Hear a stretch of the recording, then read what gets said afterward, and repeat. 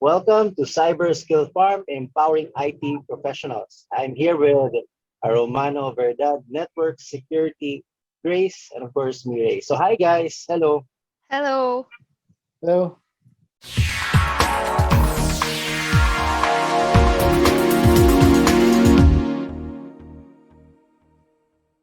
If you get value from videos like this and want more, smash that like button and subscribe to get updates on the new content. If there's specific topic or skill in IT you want to learn, comment below and we'll check it out. Thanks for having me So, here. yeah, thanks as well, Romano. And let's start it off. So, from the very beginning, how did you start your career into IT? Okay. Actually, it's a long story, but I'll make it short. So actually, this is not my IT is not my first love. So I started my first course actually was mechanical technology. So I took that course from a school, an all boys school, Site Technical Institute. So that school gave me the training and the foundation of my work ethics now. So actually, we were trained to interpret technical drawings, manufacture machine parts. So that time, when I was still studying that school, um, I have friends in IT department, in the information technology department. And during our laboratory classes, while we are in the machine shop, operating lathe machines, milling machines, and all sorts of machines, and they were in the glass uh, door room with air condition, and they're just basically facing the monitor and the keyboard. So um, I envy those guys. So I said to myself, maybe I can explore more in IT after graduation. So upon graduation, I work in the Mactan Economic Processing Zone.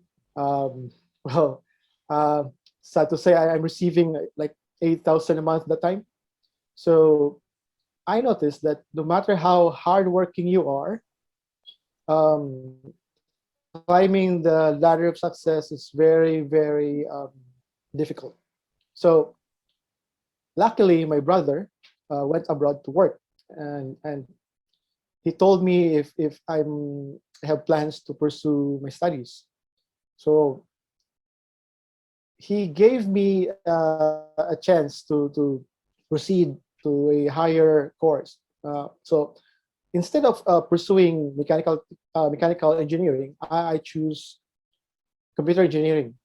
So that's the time I learned networking, programming, any other security related stuff, and IT related topics. So uh, my first work as an IT professional was network security analyst. So I was lucky enough to attend a seminar, a white hat hacking seminar.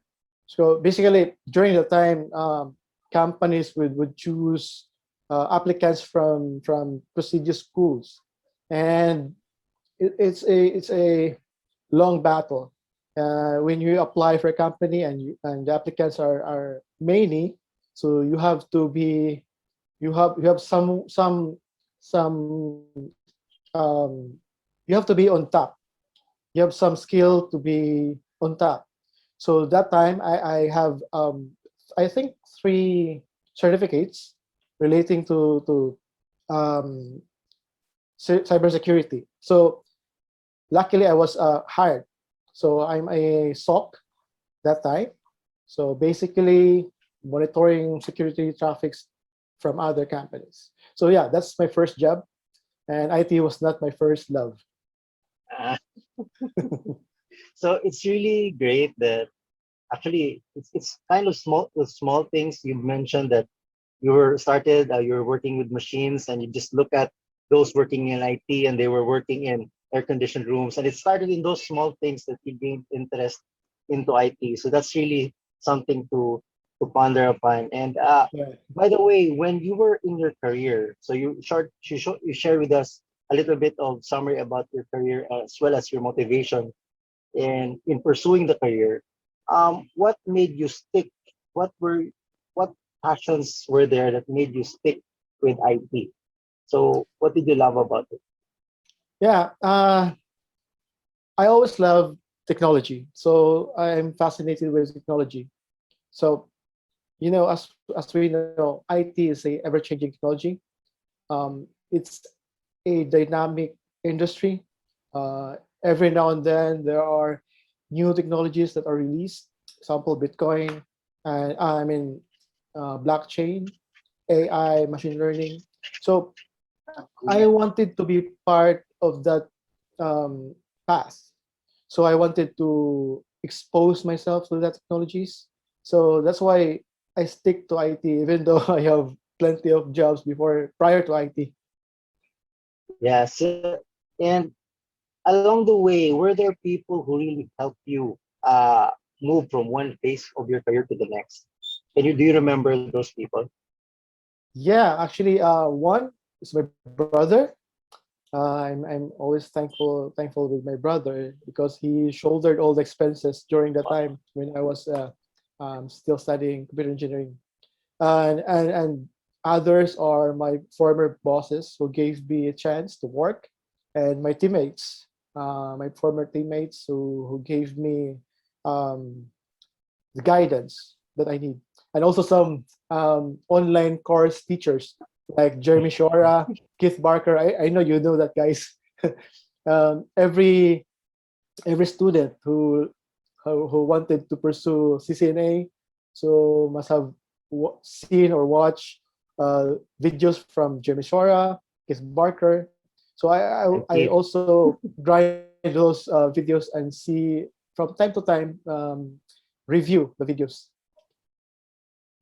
So what you've mentioned earlier some of your career positions. Can you what were the career positions that you've taken so far?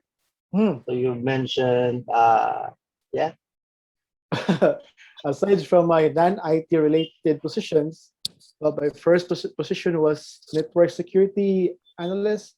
So basically, we are MSS, managed security service provider.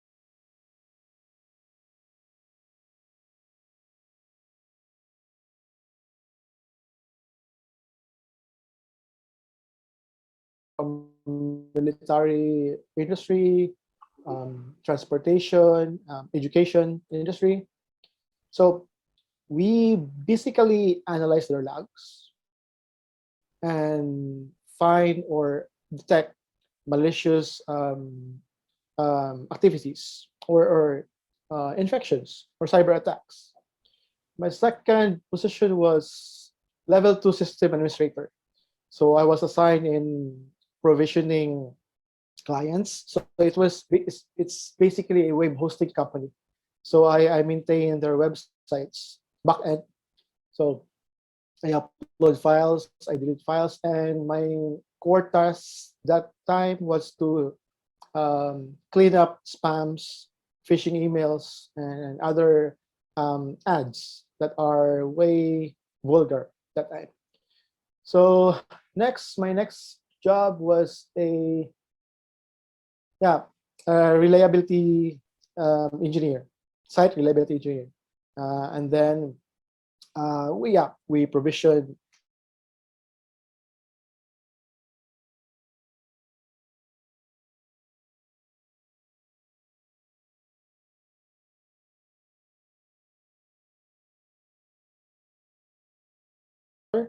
a vulnerabilities assessment and penetration tester.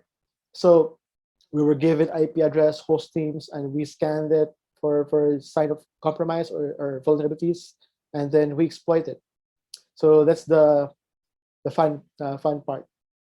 And lastly, my current role now is a senior security analyst. So basically, we mentor our junior analysts We handle escalations, and also we handle cybersecurity awareness program for our employees.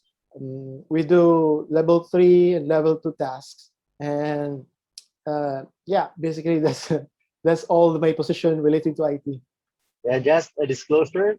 Uh, Romano is one of my mentors as well when it comes to network security. And so it's been a very colorful career. I'm sure there were challenges along the way. So can you share a few of those challenges that you feel that others might experience as well? Yeah, there are a lot. Actually, when I was starting the cybersecurity field, it was very hard in the sense that trainings are very expensive. Uh, you would say 1 week training would cost you 100,000. Certification wise, it's very expensive, and so what I did, you have to be creative.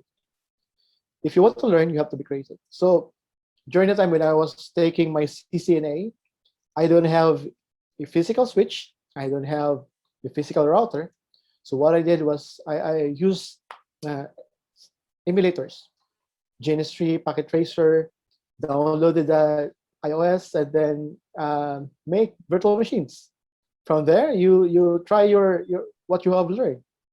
And in terms of cybersecurity, I downloaded Metasploitable, and it's a for those people who doesn't know Metasploitable. It is a basically it's a virtual machine that is full of vulnerabilities, and you have to exploit that. So you can build a laboratory. If you have laptop or computer in your house, you have to build those VMs and try the things that you have learned.